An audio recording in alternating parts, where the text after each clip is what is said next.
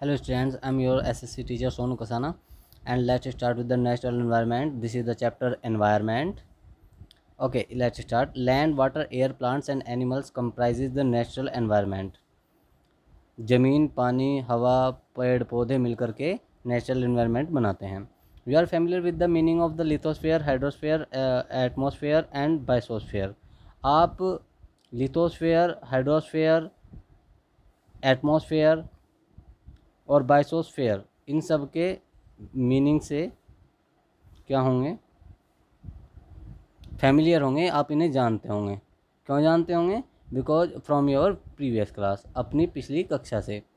Okay, so let us learn some more facts about the domains. आओ चलो इन domains के बारे में थोड़ा कुछ और पढ़ते हैं. As first of all, lithosphere. Lithosphere is the solid crust or the hard top layer of the earth. Lithosphere क्या है? ये सॉलिड क्रस्ट है. वो परपटी, वो ऊपर की जो पपड़ी होती है वो है टॉप, ऊपर वाली सबसे, और हार्ड वाली. It is the made up of the rock and minerals and covered with by a thin layer of soil. ये बनी हुई है रॉक से, चट्टानों से, मिनरल्स से, और कवर्ड हुई है एक बारीक मिट्टी की चादर से. It is an irregular surface with various landforms such as mountains. यह एक इरेगुलर कहते हैं, नॉट कंटिन्यूस, जो लगातार नहीं है. ये एक ऐसा सरफेस है लगातार एक जैसा नहीं होता. ये कभी कभी माउंटेन्स होते हैं, कभी प्लेट्यूज पठार आते हैं, कभी पर्वत, कभी प्लेन यानी समतल आ जाता है, और कभी कहीं कहीं घाटियाँ हैं, वैलीज़ हैं, और इसी तरह से हैं. Land forms are formed over the continents and also on the ocean floor. जो लैंड फॉर्म्स होते हैं ये कॉन्टिनेंट्स में तो बनते ही हैं. जो हमारे द्वीप होते हैं उन पे, महाद्वीप होते हैं उन पे तो बनते ही हैं. ये ओशियन फ्लूड्स पे भी बनते हैं. जो हमारे महासागर की सतह होती है, महासागर जो होते हैं उनकी जो सतह होती है उन पर भी होते हैं, यानी उनके अंदर भी प्लेट्यूज, प्लेन्स एक्सेट्रा एक्सेट्रा होते हैं. Okay, lithosphere is the domain. अब लिथोस्फेयर की बात करते हैं. Lithosphere is the domain that provides us forests, grasslands for grazing, land for agriculture and human settlements. Lithosphere वो डोमेन है जो हमें जंगल देता है, जो हमें पशुओं को चराने के लिए ज़मीन देता है, और जो हमें खेती करने के लिए भी ज़मीन देता है, और आदमियों के रहने के लिए भी. It is also a source of mineral wealth. ये मिनरल वेल्थ का भी एक सोर्स है. Now you can see the picture and you can understand what are the atmosphere, what is the biosphere, and what is hydrosphere, and what is lithosphere. Okay, you can understand all these things by the picture very clearly. Domains of the environment. And let's do what we have to do. Where does the water you use in your home and school come from? जो आप घर में और आपके school में आप जो पानी यूज़ करते हैं वो कहाँ से आता है? Make a list of different uses. आपको अलग अलग यूजेज की एक लिस्ट बनानी है of water in our daily life. अपने जो आपका प्रतिदिन का रूटीन है उसमें पानी का क्या महत्व है. Have you seen anyone wasting water? क्या आपने किसी को पानी को बर्बाद करते हुए, बिखेरते हुए देखा है? हाउ, कैसे कैसे वह इस चीज़ को कर रहा था? तो you have to do that. This is your homework. Okay, just a second, sorry, your homework, let's do. Okay, this is your homework. Clear? Okay, move ahead. The domain of water is referred to as hydrosphere. अब जो water का जो domain है वो hydrosphere के नाम से जाना जाता है. हाइड्रोस्फेयर, हाइड्रो मीन्स पानी, स्पेयर मीन्स गोला, पानी का गोला, जो पानी की जगह है.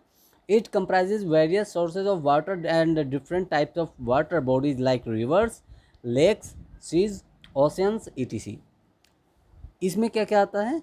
Different type of water bodies आती हैं. जैसे रिवर हो गया, आपका लेक हो गया, मतलब नदियाँ, आपकी झीलें, समुद्र, आपके महासागर इत्यादि सब आते हैं, पॉन्ड्स वगैरह भी आते हैं ना। It is essential for all living organism. और पानी जो है ना, ये लिविंग ऑर्गेनिज्म के लिए बहुत ज़रूरी है, very essential. Now we will read about the atmosphere, the most important atmosphere. Okay, atmosphere is a thin layer of the air that surrounds the earth।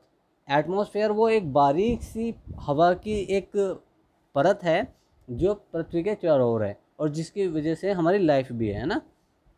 The gravitational force of the earth holds the atmosphere around it. जो हमारी ज़मीन में जो gravitational force है, हिंदी में गुरुत्वाकर्षण बल कहते हैं जिसको, उसी की वजह से ये जो हमारा एटमॉस्फेयर है ना, जो गैसेज हैं, जिन जैसे ऑक्सीजन, नाइट्रोजन वगैरह, ये जो पूरा कंप्रेशन होता है, ये पूरा रुका हुआ है बिकॉज ऑफ ग्रेविटेशनल फोर्स, है ना, गुरुत्वाकर्षण बल की वजह से ही ये रुका हुआ है। इट प्रोटेक्ट अस, ये हमें बचाता है from the harmful rays and scorching heat of the sun. Harmful जो हमें नुकसान पहुंचाने वाली रेज होती हैं, जिसे हम अल्ट्रा वायलेट रेज भी कहते हैं। सन में से कुछ अल्ट्रा वायलेट रेजेज आते हैं जो हमें हमारी बॉडी को हार्म कर सकती हैं, तो एटमॉस्फेयर उसको रोकता है। और स्कॉर्चिंग हीट, स्कॉर्चिंग कहते हैं बहुत ज़्यादा गर्म, है ना, अनबियरेबल हीट, जो हम सहन ना कर पाएँ इतनी गर्मी, और जो सूरज की होती है उससे भी हमें बचाता है। It consist of A number of gases, इसमें बहुत सारी गैसेज होती हैं, डस्ट एंड वाटर वेपर, इसमें थोड़ी धूल होती है और वाटर वेपर होती है, पानी की भाप। The changes in the atmosphere produce changes in the weather and climate. जो चेंजेस इन द वाटर होते हैं ना, चेंजेस इन द एटमॉस्फेयर में जो बदलाव होते हैं, वो उसी से हमारे मौसम में और हमारी ऋतुओं में परिवर्तन होता है। Plant and animals kingdom together make biosphere. अब जो प्लांट्स हैं और एनिमल किंगडम हैं, वे मिलकर के क्या बनाती हैं, बायोस्फीयर बनाती हैं। ओके, क्या बनाती हैं, बायोस्फीयर बनाती हैं। क्लियर। तो बायो मीन्स जैव, जो जैव की जो रहने की जिसमें हम जैव को काउंट करते हैं, यानी जीवित चीज़ों को काउंट करते हैं, वो हमारा क्या हो गया, बायोस्फीयर हो गया, है ना।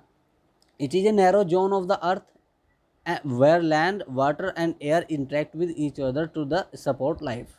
ये एक छोटी सी जगह होती है, छोटी सी जगह मतलब थोड़ी जगह है, ये ऐसी जगह दुनिया में बहुत ज़्यादा नहीं है, क्योंकि ये केवल कहाँ कौन सी जगह हो कहते हैं हम इसे, water and air interact with each other, जहाँ पानी और सतह, ज़मीन की सतह एक दूसरे से मिल रहे होते हैं, ठीक है। वो उस जगह को हम क्या कहते हैं, biosphere. Let's do it. What is ecosystem. Okay, ecosystem क्या है, हिंदी में इकोसिस्टम को कहते हैं पारिस्थितिकी तंत्र। एक डिफिकल्ट सा वर्ड है, लेकिन आप अच्छे से समझ सकते हैं। पारिस्थितिकी तंत्र। At an NCC camp that Ravi's class was attending, Jassi exclaimed, what a heavy downpour. एक एनसीसी के कैंप में, एनसीसी कहते हैं national credit corps, sorry, national credit corps, NCC. तो एनसीसी के कैंप में जिसे रवि की क्लास अटेंड कर रही थी, जस्सी ने बताया व्हाट अ हैवी डाउनपॉर, कि कितनी तेज़ बारिश हुई है। It reminds me of my home in Kerala. उसने बताया कि ये मुझे हमारे केरला वाले घर की याद दिलाता है। जैसा मेरा घर केरला में है, वहाँ पे इस तरह के डाउनपॉर होते हैं। डाउनपॉर मीन्स तेज बारिश, ज़्यादा बारिश। You should come and see how it powers और द लस green fields and coconut plantation. उसने कहा कि आप आ सकते हैं और देख सकते हैं कि ये कैसे बरसता है और कैसे बरसता जाता है। लस ग्रीन कहते हैं बहुत घने ग्रीन हरे, फील्ड्स कहते हैं खेतों को, बहुत ज़्यादा हरे खेतों पर, एंड कोकोनट प्लांटेशन, और जो कोकोनट के पेड़ होते हैं ना, नारियल के पेड़, उनके ऊपर। हीरा फ्रॉम जैसलमेर एक्सक्लेम्ड, अब हीरा एक लड़का है, ये जैसलमेर से है। Jaisalmer is the place where we noticed a less downpour, less rain, जहाँ कम बारिश होती है। जैसलमेर राजस्थान का वो उन इलाकों में से एक इलाका है। वी गेट नो रेन्स, वो कहता मतलब हमारे यहाँ तो बारिश होती नहीं है। We see only kikar and sand, हम वहाँ क्या देखते हैं, हमें वहाँ केवल कीकर मिलता है और सैंड मिलती है, रेत मिलता है चारों तरफ। As far as the eyes can see, जहाँ तक भी आंखें जाती हैं, जहाँ तक भी आंखें देख सकती हैं, हमें क्या दिखाई देता है, कीकर, और दूसरा क्या दिखाई देता है, सैंड, रेत। But you also find camels, हाँ तुम वहाँ पे कैमल्स भी पा सकते हो। सैड रवि, रवि ने कहा कि तुम्हारे यहाँ पे ऊँट भी तो होते होंगे। Yes, Heera says not just camels, कि मतलब ऐसा नहीं है कि केवल हमारे यहाँ कैमल्स ही होते हैं, ऊँट ही होते हैं। If you visit our desert you will see snakes, lizards and many insect too, अगर आप हमारे डेजर्ट में आओगे, रेगिस्तान में आओगे, तो आपको वहाँ पे सांप, छिपकली और बहुत सारे कीड़े मकोड़े देखने को मिल रहे हैं।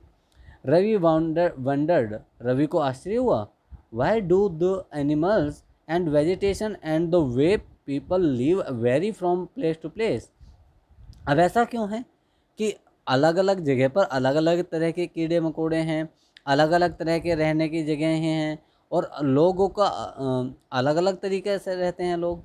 Are they all related to each other, क्या वो सब एक दूसरे से जुड़े हुए हैं? Oh yes, very much so, the teacher replied, तो जो हमारे वहाँ पे टीचर थे उन्होंने रिप्लाई किया, उन्होंने उत्तर दिया हाँ कि सब जुड़े हुए हैं, सब कनेक्टेड हैं। Okay, let's pay attention to the do you know, क्या आपको पता है, on 5 June every year the world environment day is celebrated, 5 जून को संसार में, पूरे संसार में एनवायरनमेंट डे सेलिब्रेट किया जाता है। And second thing, barter system, barter system, barter system क्या होता है, it is a trade in which goods are exchanged without the use of money. Barter system, वस्तु विनिमय, वहाँ पे क्या होता है, आप कोई चीज़ देते हैं और उस बदले में अपनी ज़रूरत की चीज़ ले लेते हैं। ओके, यस, बार्टर सिस्टम होता है ये। All plants, animals and human beings depends on their immediate surroundings, सभी जितने भी पशु पक्षी और व्यक्ति हैं, इंसान हैं, वो सभी अपने आसपास की जैसी उनकी सराउंडिंग्स होती है ना, आसपास के अपने वातावरण के हिसाब से उन्हें डिपेंडेंट रहना पड़ता है, वो वातावरण पे ही डिपेंडेंट हैं। Often they are also interdependent on each other, और ऐसा भी है कि वे एक दूसरे पर भी डिपेंडेंट हैं, कि सराउंडिंग उन पे डिपेंडेंट है और वे सराउंडिंग पे डिपेंडेंट हैं, और वो एक दूसरे पर भी हैं। This relation between the living organism, और ये जो लिविंग ऑर्गेनिज्म के बीच में रिलेशन है, as well as the relation between the organism and their surroundings from an ecosystem, और ऑर्गेनिज्म के और सराउंडिंग्स के जो इकोसिस्टम के बीच में है। There could be an ecosystem of large rain forest, हो सकता है कि कहीं कोई इकोसिस्टम हो जो इसमें बहुत ज़्यादा बारिश होती है और वर्षा के वन हो। ग्रास लैंड, ऐसा हो सकता है कि वहाँ पे ग्रास लैंड हो। डेजर्ट, रेगिस्तान के हो सकते हैं, माउंटेन्स के हो सकते हैं, लेक के हो सकते हैं, river, ocean and even a small pond, और हो सकता है कि एक छोटा सा तालाब भी हो। Do you think the park in which Ravi and his friends played formed an ecosystem, क्या क्या तुम सोचते हो कि जिस पार्क में रवि और उसके मित्र खेल रहे थे, तो उन्होंने एक इकोसिस्टम बना दिया वहाँ पे? Okay students, enough for today, and we will start from here human environment next day. Okay, and our homework, as I told you earlier, you have to made a, yes, this, you have to answer these questions, and the first question is, the very first question is, where does the water you use in your home and school come from?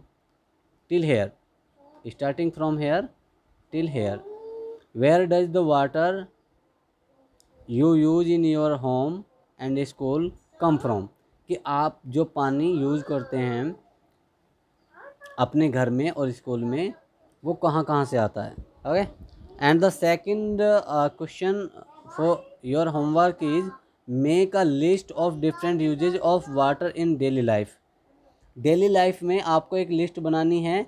Daily life में आप कौन कौन से use करते हैं water के, उन्हें एक लिस्ट के थ्रू आपको दिखाना है पूरा. Okay. And the third question is have you seen anyone wasting water? क्या आपने किसी को पानी को वेस्ट करते हुए देखा है, एंड हाउ, और कैसे? Okay. These are your questions to homework. Okay, and you have to send only on my number. Thank you very much.